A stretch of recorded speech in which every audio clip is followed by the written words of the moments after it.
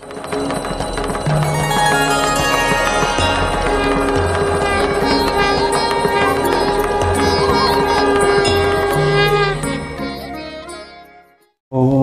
श्रीमन्महागणाधिपते नमः।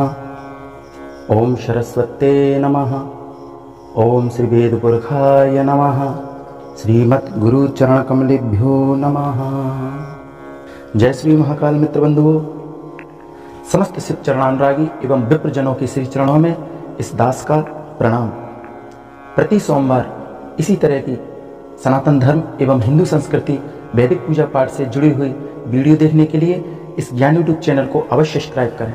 तो चलिए समय को व्यर्थ गवाए हुए सीधे आज के विषय की ओर चलते हैं। सर्वप्रथम आप सभी यूट्यूब दर्शकों को हमारी ओर से शारदीय नवरात्राओं की हार्दिक शुभकामनाएं। आज की वीडियो में आप सभी के लिए लेकर आए हैं हम एक वैदिक दिव्य अपार शक्तिशाली यजुर्वेदीय श्री सूक्त। तो सबसे पहले हम जानते हैं कि श्री सूक्त का वैदिक अर्थ क्या है, उसमें श्री का अर्थ क्या है एवं सूक्त का अर्थ क्या है। तो मित्र बंधु, श्री का अर्थ है हरिम श्रीयते इति श्री, अर्थात जो हरि की सेवा करने में सदैव ही तत्पर है, अर्थात लक्ष्मी वही श्री है। एवं जो सूक्तम शब्द है उसका संस्कृत के व्याकरण के अनुसार यदि संदेह विच्छेद किया जाए तो शा उपसर्ग है, बच धातु एवं कत प्रत्यय लगाने से बना है सूक्तम। साधन उत्तम बराबर सूक्तम। तो वो वैदिक वचन या मंत्र जो ऋषियों के द्वारा जन कल्याण एवं लोक कल्याण के हेतु सुसज्जित एवं व्यवस्थित तरीके से कहे गए हैं, वही सूक्त या सूक्तम कहलाते हैं। जैसे कि पुरुष सूक्त है, रुद्र सूक्त है, ब्रह्म सूक्त है एवं रुद्र सूक्त है, हिरण्य सूक्त है, आदि कई प्रकार के सूक्त हैं। एवं श्री सूक्त की जो रचना है वह श्रीपुत्र इंद्रपुत्र अर्थात लक्ष्मी पुत्र आनंद, कर्दम एवं चिक्लित इनके द्वारा इस सूक्त की रचना की गई है। तो आइए अब जाने हम वेदों के अनुसार श्री सूक्त का महत्व क्या है, इसकी उपयोगिता क्या है। तो मित्र बंधुओं, श्री सूक्त का उल्लेख यजुर्वेद के 10वें मंडल का 95वां सूक्त है और दिव्य मंत्रों से यह समाहित है।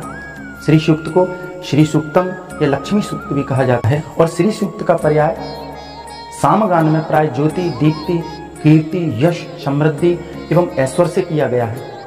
यहाँ तक कि अग्नि पुराण के 62वें अध्याय में तो यह तक कहा गया है कि श्री सूक्त के द्वारा ही लक्ष्मी जी की प्राण प्रतिष्ठा की जाए एवं देवी अनुष्ठान में जो हवन हम करते हैं वह भी श्री सूक्त के द्वारा ही घी की आहुति देकर के किया जाए। यजुर्वेद में श्री और लक्ष्मी जी को विष्णु की पत्नियां कहा गया है और इसका प्रमाण रुद्री के 2 अध्याय के 21वें मंत्र में कहा है, श्री क्षते लक्ष्मी पत्न्याम बहो रात्रे पार्श्वे नक्षत्राणि रूपमश्विनो। सर्वव्यापी भगवान की आद्य शक्ति को ही श्री अथवा लक्ष्मी की संज्ञा दी गई है। श्री आत्मा की सूक्ष्म शक्ति है एवं लक्ष्मी जो है वो चरितार्थ का बल है, सभी सुलक्षणों से युक्त है, इसलिए उसको लक्ष्मी कहा जाता है। पुराणों में श्री का आविर्भाव समुद्र मंथन से बताया गया है। अब चलिए हम जानते हैं कि श्री सूक्त के स्तोत्रों का जाप करने से, पाठ करने से क्या लाभ होते हैं एवं उनके क्या फल प्राप्त होते हैं। श्री सूक्त में ही कुछ मंत्रों के द्वारा इस सूक्त का महत्व बताया गया है, जैसे कि पुत्र पौत्रम धनम धान्यम हस्तश्वात्तरे रथम प्रजानाम भवसी माता आयुक्मतम करोतु मे। अर्थात हे देवी, आप सृष्टि के समस्त जीवों की माता हैं। आप मुझे पुत्र पौत्र धन धान्य हाथी घोड़ा बैल रथ आदि सभी सुख प्रदान करें। आप मुझे दीर्घायु बनाएं। धन अग्नि धनम वायुर्धनम सूर्यो धनम वसुः धन इंद्रो बृहस्पतिर्वरुणो धनमश्विना। हे लक्ष्मी, आप मुझे अग्नि वायु जल बृहस्पति वरुण आदि की कृपा के द्वारा मुझे धन की प्राप्ति कराएं। इन मंत्रों से यह सिद्ध होता है कि श्री सूक्त लक्ष्मी प्राप्ति का एक अचूक उपाय है और इसको प्रत्येक मनुष्य को करना चाहिए। इस सूक्त का जाप करने वाले की क्रोध, लोभ, मोह, मत्सर एवं अन्य अशुभ कर्मों में उसकी वृत्ति नहीं रहती है, वह सदैव सत्कर्म की ओर ही प्रेरित होता है। तो मित्र बंधु, आइए जाने श्री सूक्त के पाठ करने के लाभ और पाठ करने के नियम क्या है। तो श्री सूक्त के पाठ का नियम श्रद्धा के साथ में यदि हम लक्ष्मी जी का पूजन करें, पाठ करें तो लक्ष्मी जी हम पर शीघ्र ही प्रसन्न होती हैं और प्रसन्न होकर के याचक को धन, संपदा, संपत्ति आदि सब यह प्रदान करती हैं। यदि प्रतिदिन हम कारणवश से श्री सूक्त का पाठ नहीं कर सकते हैं तो शुक्रवार के दिन तो हमें विशेषकर श्री सूक्त का पाठ करना चाहिए। जिनको लक्ष्मी की अधिक आवश्यकता है या जिनके ऊपर कर्ज हो गया है वह शुक्रवार के दिन श्री सूक्त का पाठ करें। हो सके तो अग्नि में घी की आहुति भी दें एवं साथ ही साथ अमावस्या एवं पूर्णिमा के दिन भी इसका पाठ करना बहुत ही विशेषकर लाभकारी बताया गया है। शास्त्रों में तो यहाँ तक भी कहा गया है, श्री सूक्तम यो जपेत भक्तया तस्यार लक्ष्मी विनिश्यति, अर्थात जो श्री सूक्त को जाप करता है उसके घर से लक्ष्मी कभी भी विनाश नहीं होती है, सदैव ही लक्ष्मी बनी रहती है। पाठ के नियम हम आपको बताते हैं। ब्रह्म मुहूर्त में उठकर नित्य कर्म से निवृत्त होकर के स्नान आदि करके सर्वप्रथम आप श्वेत वस्त्र धारण करें। तदोपरांत आप जहाँ भी पूजा पाठ करते हैं यथा स्थान जाएं, वहाँ जाकर के आचमन, आसन शुद्धि एवं गायत्री मंत्र द्वारा अपनी चोटी शिखा बांधें। सभी क्रिया करने के बाद में तदोपरांत माता लक्ष्मी जी की मूर्ति या तस्वीर जिसमें माँ लक्ष्मी कमलासन हो वहाँ पर बैठ करके उनके समक्ष बैठ करके पाठ करने से पूर्व संकल्प करें। हाथ में जल चावल पुष्प लें और इस तरह से संकल्प बोलें, विपुल लक्ष्मी प्राप्त्यर्थम सर्वदा मम गृहे लक्ष्मी निवासार्थम च श्री महालक्ष्मी देव्या पीड़ित्यर्थम श्री सूक्तम पाठ अहम करिष्ये। इस तरह संकल्प करने के पश्चात में आप देवी माँ का विधि विधान से सर्वोच्चार्थ गंधाक्षत पुष्प धूप दीप नैवेद्य इत्यादि सुंदर सामग्रियों से पूजन करें। पूजन करने के पश्चात में आप माता रानी को खीर का नैवेद्य का भोग अवश्य ही अर्पण करें, तो माँ आपकी समस्त मनोकामना निश्चित ही पूरी करेगी। ऐसा वेदों में ऐसा वर्णन है, यजुर्वेद में है, सामवेद में, अथर्ववेद में, चारों वेदों में श्री सूक्त का वर्णन है। लक्ष्मी प्राप्ति का सबसे अचूक उपाय बतलाया गया है। इसके बाद में आप श्रद्धा एवं भक्ति के सहित दृढ़ विश्वास के साथ में श्री सूक्त का पाठ करें एवं पाठ करने के उपरांत में जो पाठ का फल है वो माँ लक्ष्मी जी को अर्पण करें एवं धूप दीप आदि से उनकी आरती करें। और यदि आप संस्कृत में श्री सूक्त का पाठ करने में असमर्थ हैं तो आप हिंदी में भी लक्ष्मी जी का पाठ कर सकते हैं। इसीलिए हमने इस वीडियो में आगे आपको संस्कृत में श्री सूक्त दिया है और उसके नीचे हिंदी में भी उसका भावार्थ बताया है। हमने आपकी सुलभता के लिए हिंदी व संस्कृत दोनों में श्री सूक्त का पाठ वीडियो में क्रिएट किया है। यदि आप शुक्रवार को यह पाठ ना कर सकें तो हर मास की पूर्णिमा और अमावस्या के दिन इस पाठ को अवश्य करें, जिससे समस्त प्रकार के कष्ट, संकट एवं आर्थिक समस्याएं आपकी दूर होंगी, ऐसा शास्त्रों में वर्णित है। तो चलिए अब हम वेदोक्त श्री सूक्त का पाठ करते हैं।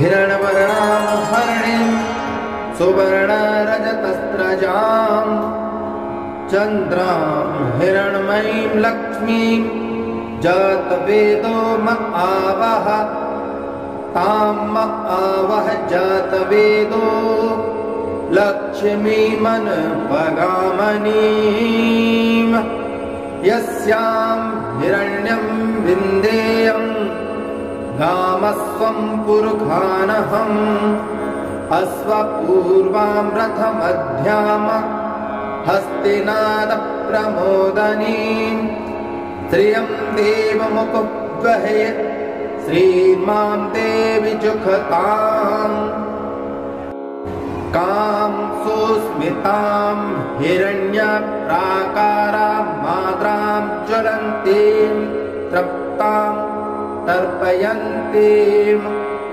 पद्मे स्थितां पद्मवर्णां तामिहोपवहये श्रियं चन्द्रां प्रभासां यशसा ज्वलन्तीं श्रियं लोके देवजुष्टामुदारां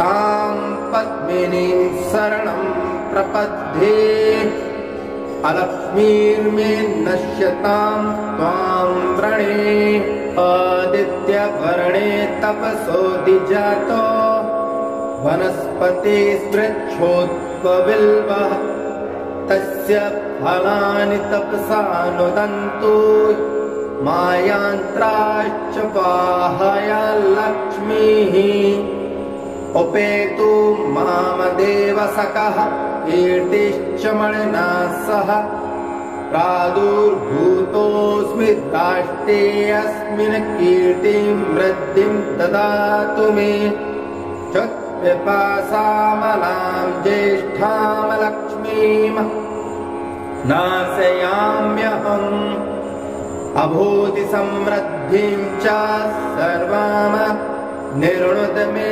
गृहाता गन्धद्वारां दुराधर्षां नित्यपुष्टां करीषणीम् ईश्वरीं सर्वभूतानां तामिहोपवहये श्रियम् ॐ मनसः काममाकुतिं वाचः सत्यमसीमहि पशूनामरूपमन्यस्य मय श्रियः श्रेयतां यशः कर्दमेन प्रजाभूता मयि सम्भव कर्दमा श्रियं वासय मे कुले मातरं पदमालिनीम्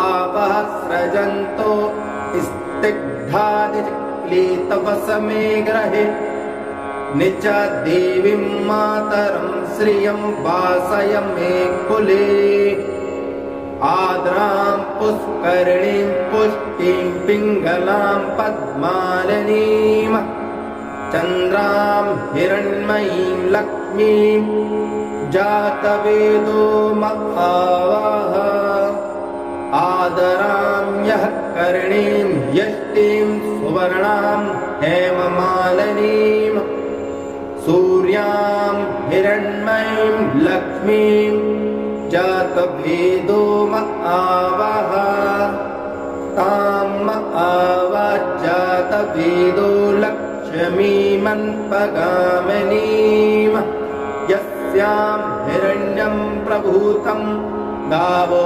दास्योऽस्वानविन्देयं पुरखानहं यः शुचिः प्रयतो भूत्वा जहुयदात्मन्वहम् सूक्तं पञ्चदशर्चं च श्रीकामः सततं जपेत ॐ श्रीं महालक्ष्मी विद्महे विष्णुपत्नी च धीमहि तन्नो लक्ष्मी प्रचोदयात्।